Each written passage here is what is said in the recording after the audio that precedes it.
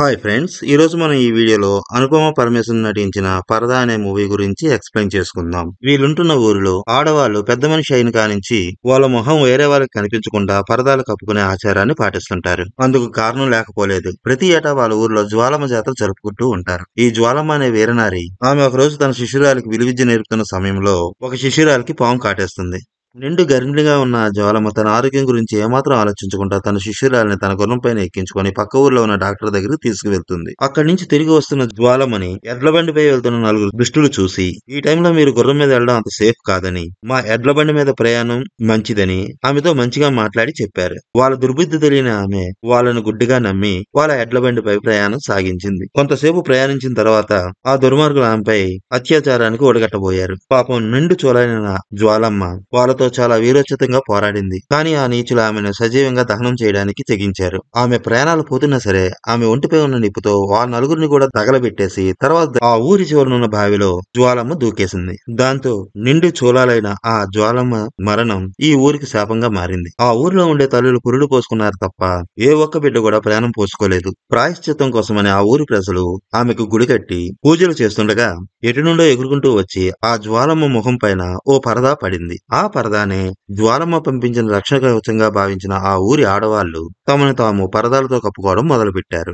అక్కడి ఆడవాళ్లు ఈడొచ్చిన కాని నుండి చనిపోయేంత వరకు వాళ్ళ రక్త సంబంధీకులకు తప్ప వేరే మగవాడికి తన మొహం చూపించము అని జ్వాలమ్మ సాక్షిగా ఒట్టు పెట్టుకున్నారు. అప్పటి నుంచి ఆ ఊరి గుడిలో అఖండ జ్యోతి వెలుగుతూనే ఉంటుంది. ఆ ఊరిలో పసిపిల్లలు ప్రాణాలతో పురుడు పోసుకోవడం మొదలు పెట్టారు. ఆ ఊరికి పట్టిన విషాదం పోయి పసిపిల్లల చిరునవ్వులతో మళ్లీ కలకలలాడసాగింది. ఆ రోజు నుండి ప్రతి ఏటా జరిగే ఈ ఊరి జాతరలో జ్వాలానారీలు జ్వాలమ్మ గుడి ముందు ఆ నలుగురు దుర్మార్గుల దిష్టిబొమ్మలను తగలబెట్టి ఆమె కోపాన్ని శాంతపరుస్తూ ఉంటారు. ఇలా ఈ ఆచారాన్ని కొనసాగిస్తున్న ఈ ఊర్లో ఎవరైనా ఆడవారు పొరపాటున వాళ్ళ పరదాని గాని తీసేశారంటే వెంటనే జ్వాలమ్మకు కోపం వస్తుందని ఆ ఊరి జనాలందరూ జ్వాలమ్మ ఏ బావిలోనైతే దూకి చనిపోయిందో ఆ బావి దగ్గరికి ఆమెను తీసుకొచ్చి ఆమెను ఆత్మహత్య చేసుకోమంటారు. అలా ఆమె చనిపోతేనే జ్వాలమ్మకి కోపం చల్లారుతుందని, లేకపోతే మళ్లీ వాళ్ళ ఊరిలో పసిపిల్లలు పుట్టరని ఆ ఊరి వారు గట్టిగా నమ్ముతారు. అందుకని ఆ ఊరిలో పెద్ద మనిషిని ఏ ఆడ మనిషి కూడా వాళ్ళ రక్త సంబంధీకుల దగ్గర తప్ప మిగతా ఏ చోట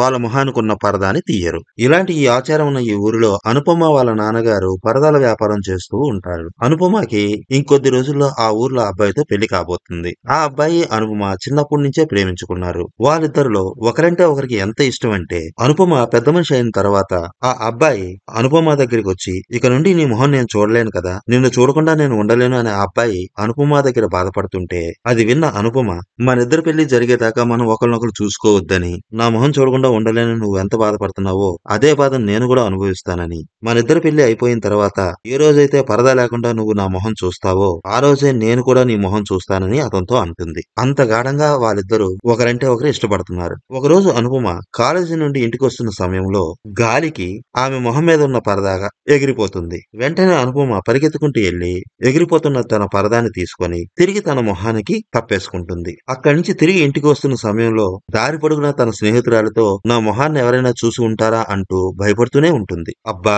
ఆ టైంలో అక్కడ ఎవరు లేరు లేవే, ఆ ఒక్క క్షణంలో ఎవరు చూసేస్తారు నిన్ను అంటూ తన ఫ్రెండ్ అనుపమతో అంటుంది. అనుపమకి నిశ్చితార్థం జరిగే రోజు దగ్గర పడుతుంది. బంధువులందరికీ ఇన్విటేషన్ పంపిస్తారు. అనుపమ వాళ్ళ అమ్మగారు చదువుకునే రోజుల్లో చైల్డ్హుడ్ ఫ్రెండ్ అయిన రత్నాకు కూడా ఇన్విటేషన్ వస్తుంది. అనుపమ వాళ్ళ అమ్మగారు చనిపోయే ముందు అనుపమని ఈమె చేతుల్లోనే పెట్టింది.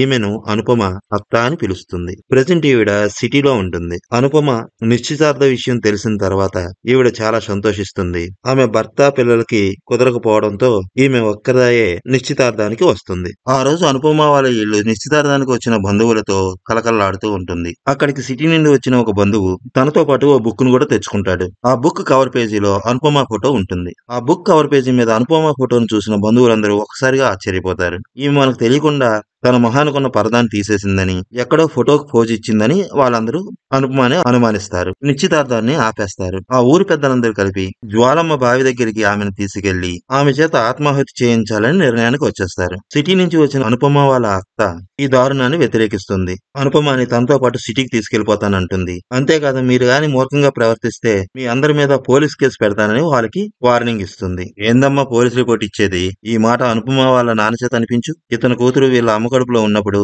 ఈ శ్రీను వాళ్ళ అమ్మ పరదా తీసిందని అనుపమ వాళ్ళ నాన్న నా దగ్గరికి వచ్చి ఊర్లో పంచాయతీ పెట్టించాడు. ఆమె ఆత్మాహుతి జరిగిన తర్వాతే అనుపమ పుట్టింది. ఒకవేళ పోలీసులంటూ వస్తే ముందు అనుపమ వాళ్ళ నాన్ననే తీసుకెళ్లాలి అని అంటారు. అయితే అనుపమ మాత్రం నేనే తప్పు చేయలేదని, నా వల్ల ఈ ఊరికి శాపం తగిలే అవకాశం ఉంది అంటే మా ఊరి కోసం నా ప్రాణాలు ఇవ్వడానికి నేను సిద్ధమే అని అనుపమ అంటుంది. ఇక్కడ జరుగుతున్న తతంగాన్ని అంతా చూసిన తర్వాత అనుపమ వాళ్ళ అత్తకి బుర్ర పిచ్చెక్కినట్లు అనిపిస్తుంది. ఈమె దారంట పోతుంటే గాలి రావడం ఏంటి, ఆ గాలికి ఆ మొహాన్నున్న పరదా కాస్త ఎగిరిపోవడం ఏంటి, పని కట్టుకుని ఆడెవడో ఊరు పేరు తెలియని ఫోటోగ్రాఫర్ ఆమె ఫోటో తీసి దాన్ని పేపర్లో వేస్తే ఆ ఫోటోను చూసిన ఈ ఊరి జనాలు ఆమె నిశ్చితార్థాన్ని ఆపేయడం ఏంటి, ఆ ఊరి జనాలందరూ కలిపి ఈమెని చంపేయడానికి రెడీ అయిపోవడం ఏంటో ఈమెకు అస్సలు అర్థం కాదు. ఆ రోజు రాత్రి బ్యాగులన్నీ సర్దేసి తనతో పాటు సిటీకి వచ్చేయమని అనుపమని అడుగుతుంది. ఇప్పుడు నేను గాని రాత్రికి రాత్రి ఈ ఊరు వదిలేసి సిటీకి వచ్చేస్తే మా ఊరి జనాలందరి ముందు నేను తప్పు చేసిన దానిగా మిగిలిపోతాను. అది నాకు ఇష్టం లేదు అని అనుపమ వాళ్ళ అత్తతో అంటుంది. నీకేమైనా పిచ్చి పట్టిందా? ఊరి జనాలందరూ కలిపి నిన్ను చంపైపోతున్నారు. ఇప్పుడు నువ్వు నాతో పాటు సిటీకి గాని వచ్చేసావంటే ఇంకా నిన్నెవరూ ఏమీ చేయలేరు. దయచేసి నాతో వచ్చేయని ఆమె అనుపమని చాలా బ్రతిమాలుతుంది. కానీ అనుపమ మాత్రం తన ఊరు విడిచి బయటికి రావడానికి ఇష్టపెట్టుకోదు. అనుపమాని ప్రేమించిన వ్యక్తి ఆ ఫోటోగ్రాఫర్ ఎవరు ఏంటి అనేది ఆరా తీస్తాడు. అతను ధర్మశాలలో ఉంటాడని తెలుసుకుంటాడు. అంతేకాకుండా అతని ఫోన్ నంబర్ కూడా సంపాదిస్తాడు. ఇదే విషయాన్ని అనుపమతో చెప్పి మనిద్దరం కలిపి ధర్మశాలకు వెళ్దాము, ఆ ఫోటోగ్రాఫర్ ని కలిసి నీకు తెలియకుండానే ఆ ఫోటోని అతను తీశాడనే మాటని ఊరి జనాల దగ్గర చెప్పిస్తే నీ శిక్ష రద్దయిపోతుంది. అప్పుడు మన ఇద్దరు పెళ్లి జరుగుతుంది అని అంటాడు. ఆ ఫోటోగ్రాఫర్ ఫోన్ ఎంతసేపటికి రీచ్ అవ్వకపోయేసరికి అతను ఎలా కాంటాక్ట్ చేయాలో అర్థం కాక అయోమయంలో పడిపోతాడు. ఊరి జనాలందరూ కలిపి అనుపమని ఆత్మహత్య చేసుకోవడానికి కావాల్సిన ఏర్పాట్లు జరుపుతూ ఉంటారు. ఈ దారుణాన్ని కల్లారా చూస్తూ అది ఆపలేక అనుపమ వాళ్ళ అత్త అల్లాడిపోతూ ఉంటుంది. ఆ ఊరి ప్రజలు అనుపమని జ్వాలమ్మ విగ్రహం దగ్గరికి తీసుకువెళ్తారు. ఆమెకి దండం పెట్టి ఆమెను క్షమాపణ కోరుకోమని అనుపమతో అంటారు. అనుపమ జ్వాలమ్మ విగ్రహం ముందు నిల్చొని, జ్వాలమ్మ, నేను తప్పు చేసి ఉంటే నా ప్రాణం తీసుకో, ఈ ఊరికి ఎటువంటి శాపం రాకుండా చూసుకో, కానీ నేను తప్పుగాని చేయకపోతే నా ప్రాణం నీదే బాధ్యత అంటూ అక్కడి నుంచి వెళ్ళిపోయి తిన్నంగా ఆ బావి దగ్గర నిల్చుంటుంది. ఊరి జనాలు ఆమె చేతులకు తాళ్లు కట్టి నడుంకో రాయి కట్టి ఆ బావిలో దూకమంటారు. అనుపమ అలాగే చేస్తుంది. ఆ బావిలో దూకేస్తుంది. ఇంతలో జ్వాలమ్మ విగ్రహం దగ్గర విపరీతమైన రాక్షసు గాలులు వేస్తాయి.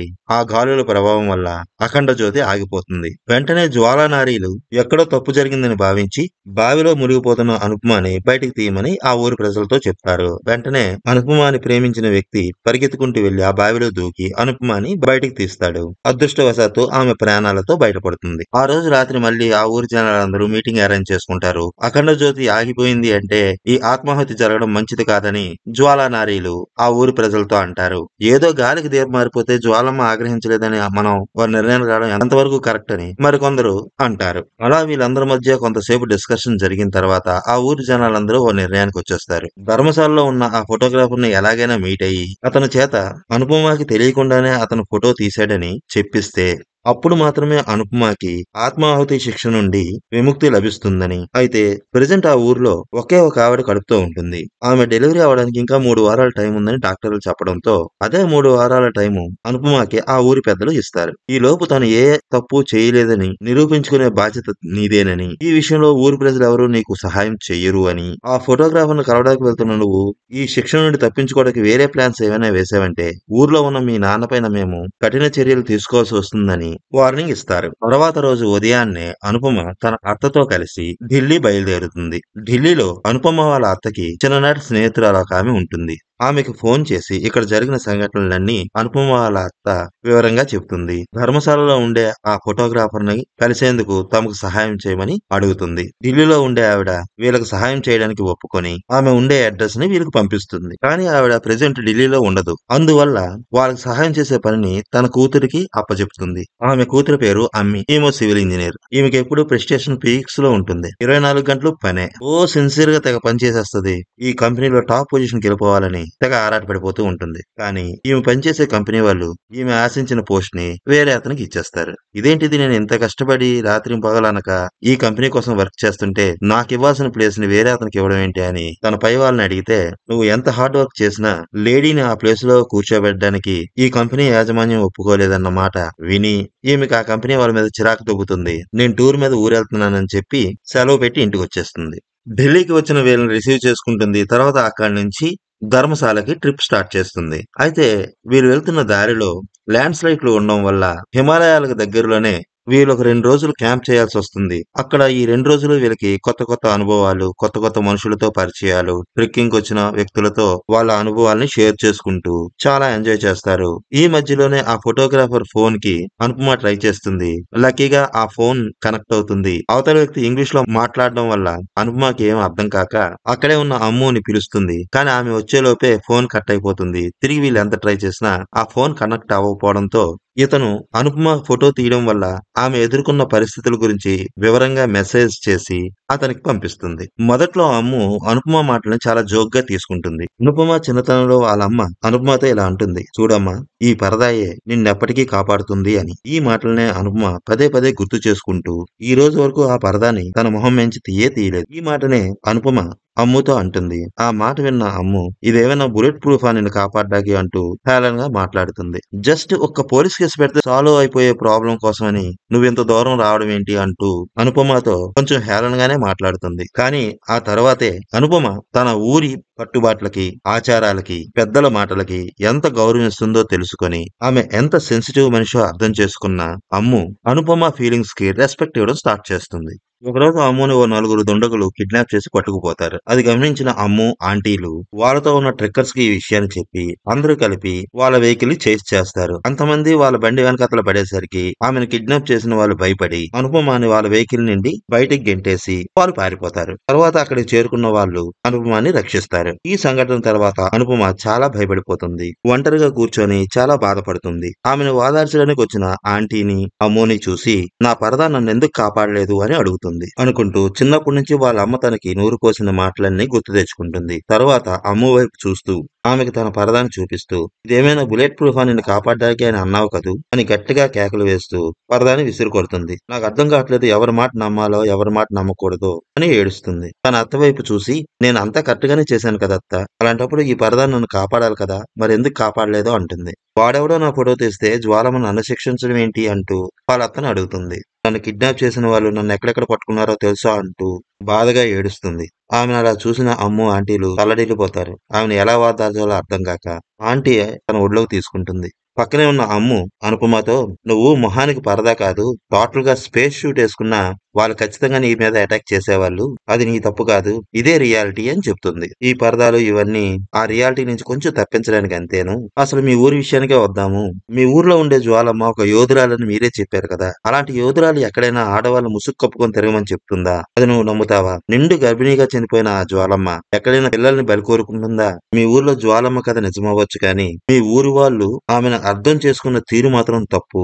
నువ్వు ముసుగు వేసుకొని తిరిగినా ముసుగు లేకుండా తిరిగినా మీ ఊర్లో పుట్టే పిల్లలు ఎవరు చనిపోరు అంటూ ఆమెకి వీళ్ళిద్దరూ పూర్తిగా బ్రెయిన్ వాష్ చేసేస్తారు. అంతే, ఆ రోజు నుండి అనుపమ తనకున్న పరదాని తీసేస్తుంది. తర్వాత ఒక రోజు ఈమెను ఫోటో తీసిన ఫోటోగ్రాఫర్ నుండి ఓ వీడియో మెసేజ్ వీళ్ళ ఫోన్ కి వస్తుంది. అది ఓపెన్ చేసి చూస్తే మీరు పంపించిన మెసేజ్ నాకు చేరింది, మీరు నన్ను కాంటాక్ట్ అవడం కోసం పడుతున్న కష్టం గురించి మీరు పంపించిన మెసేజ్ ద్వారా నాకు పూర్తిగా అర్థమైంది. నేను యాక్చువల్ గా బర్డ్స్ ని ఫోటో తీస్తుంటాను. అలా ఓ బర్డ్ ని ఫోటో తీయడానికి ప్రయత్నిస్తున్న సమయంలో అనుకోకుండా ఈ అమ్మాయి ఫోటో తీయాల్సి వచ్చింది. ఆమె పర్మిషన్ తీసుకుందామని ఆమె కోసం ట్రై చేశాను కానీ నేను ఆమెను కలుసుకోలేకపోయాను. కానీ నేను తీసిన ఈ ఫోటో వల్ల ఆమె జీవితం ఇలా అవుతుందని నాకు ఏమాత్రం తెలియదు. ఆమె పర్మిషన్ లేకుండా ఆమె ఫోటోను తీసినందుకు నన్ను క్షమించండి అంటూ ఓ అపాలజీ వీడియోని వీళ్ళకు పంపిస్తాడు. ఆ వీడియోను చూసిన ఆంటీ, అమ్ములు చాలా రిలాక్స్ అయిపోతారు. ఇక ప్రాబ్లమ్స్ అన్ని సాల్వ్ అయిపోయాయి, తిరిగి మనం మన ఊరికి వెళ్ళిపోవచ్చు అని బయలుదేరుతారు. ఇంతలో అనుపమకి వాళ్ళ ఊరి పెద్ద నుండి ఫోన్ వస్తుంది. మన ఊర్లో ఉండే ఆ గర్భిణీ స్త్రీకి నొప్పులు స్టార్ట్ అయ్యాయి, నువ్వేం చేస్తావో తెలియదు, సాయంత్రం కల్లా ఊరొచ్చి మన ఊరి బావిలో దూకి నువ్వు చచ్చిపోవాల్సిందే, అలాగైతేనే ఆమెకు బ్రతికున్న బిడ్డ పుడతాడు అని అంటాడు. అనుపమ, అమ్ము, ఆంటీ ముగ్గురు కలిపి వీళ్ళ ఊరికి తిరిగి వచ్చేస్తారు. అదే సమయంలో ఒక పక్క ఆ గర్భిణీ స్త్రీ నొప్పులతో బాధపడుతూ ఉంటుంది. కారులో ఉన్న అనుపమ పరదా లేకుండానే కారు దిగి ఆ ఊరిలో నడుచుకుంటూ వస్తుంది. అది చూసిన జనాలందరూ ఆశ్చర్యపోతారు. ఊరికి పోయిన శాపం తిరిగి వచ్చేలా ఉంది, ఇప్పుడు ఆమెకు పుట్టబోయే బిడ్డ ఖచ్చితంగా చనిపోయే పుడుతుందని ఆ ఊరి జనాలందరూ కూడా ఆందోళన చెందుతారు. అలా ఊర్లో నడుచుకుంటూ వస్తున్న అనుపమపై దాడి చేయ ప్రయత్నం చేస్తారు. ఇంతలో ఆ గర్భిణీ స్త్రీకి ఆడపిల్ల పుడుతుంది. ఆమె చాలా ఆరోగ్యంగా ఉంటుంది. దాంతో ఈ ఊర్లో ఆడవాళ్ళు పరదా లేకుండా తిరిగినా ఏమీ కాదు అనే నమ్మకం ఆ జనాల్లో వస్తుంది. అనుపమ డైరెక్ట్ గా జ్వాలమ్మ గుడి దగ్గరికి వెళ్లి జ్వాలమ్మ విగ్రహానికి ఉన్న పరదాలన్నీ తొలగించేస్తుంది. ఆమె చేస్తున్న పనిని చూస్తున్న ఊరు ప్రజలెవరూ కూడా ఆమెకి అడ్డు చెప్పరు. పుట్టిన బిడ్డను తీసుకొని ఆమె తండ్రి అనుపమ దగ్గరికి వచ్చి ఆ బిడ్డను అనుపమ చేతిలో పెడతారు. పూర్తిగా పరదాలు తొలగించిన జ్వాలమ్మ విగ్రహానికి ఊరి ప్రజలందరూ చేతులెత్తి నమస్కరిస్తారు. ఇక్కడితో మూవీ అయిపోతుంది.